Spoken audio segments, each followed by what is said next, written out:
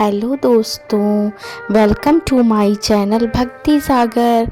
आज की स्टोरी है सच्चे भक्त की सच्ची सेवा।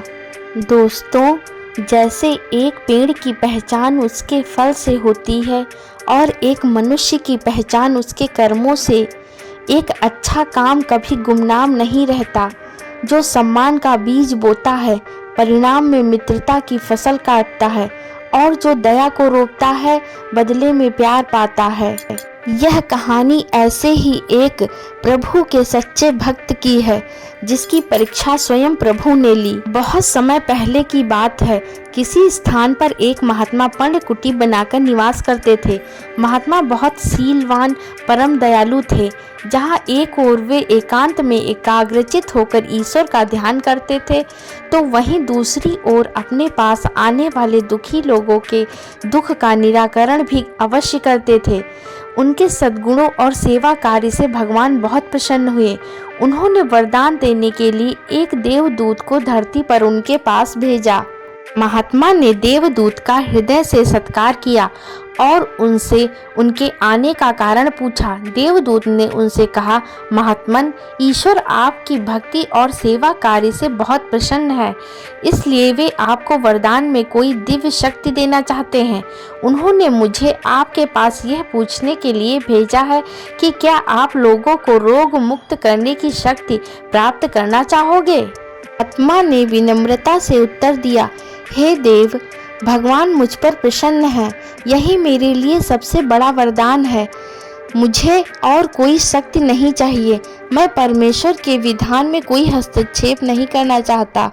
जब महात्मा ने रोग मुक्त करने की शक्ति लेने से मना कर दिया, तो देवदूत ने उनसे कहा, तो आप दुष्टों को सद्मार्ग पर लाने की शक्ति ग्रहण करें। महात्मा ने पुनः यह कहकर विनम्रता से शक्ति लेने से मना कर दिया कि पापियों को सद्मार्ग पर लाना आप जैसे देवदूतों का काम है। देवदूत बड़े आश्चर्य में पड़ गए। उन्हें विश्वास नहीं हो रहा था कि महात्मा ने इन शक्तियों को लेने से मना कर दिया था। वे उनकी भक्ति भावना और अनाशक्ति से बड़े प्रसन्न हुए।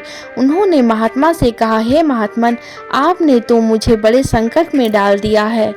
ईश्वर की आज्ञा अनुसार मैं आपको कोई शक्ति दिए बिना वापस स्वर्ग नहीं लौट सकता। कृपया आप कोई ना कोई शक्ति अवश्य स्वीकार कीजिए। महात्मा कुछ देर तक विचार मग्न रहे। फिर उन्होंने देवदूत से कहा, ठीक है, अगर आप मुझे शक्ति देना ही चाहते हैं तो यह वरदान दीजिए कि भगवान मुझसे जो भी शुभ कार्य करवाना चाहते हैं वे होते चले जाएं। मैं जहाँ से भी गुजरूं वहीं पर लोग रोग मुक्त होते चले जाएं। देवदूत ने कहा, ऐसा ही हो, और उसने महात्मा की परछाई को रोग मुक्त करने की शक्ति से संपन्न कर दिया। फिर वह चला गया। इधर महात्मा जहाँ कहीं भी जाते वहीं लोग स्वस्थ होते चले जाते। ना तो महात्मा को और ना ही लोगों को कभी यह पता चल पाया कि कैसे उनके कष्ट दूर हो गए हैं। महात्मा को कभी इसका बोध नहीं हो पाया कि वह ईश्वर के कितने करीब थे। सेवा तभी सच्ची कहलाती है जब सेवा करने वाले मनुष्य के मन में जरा भी अभिमान ना रहे।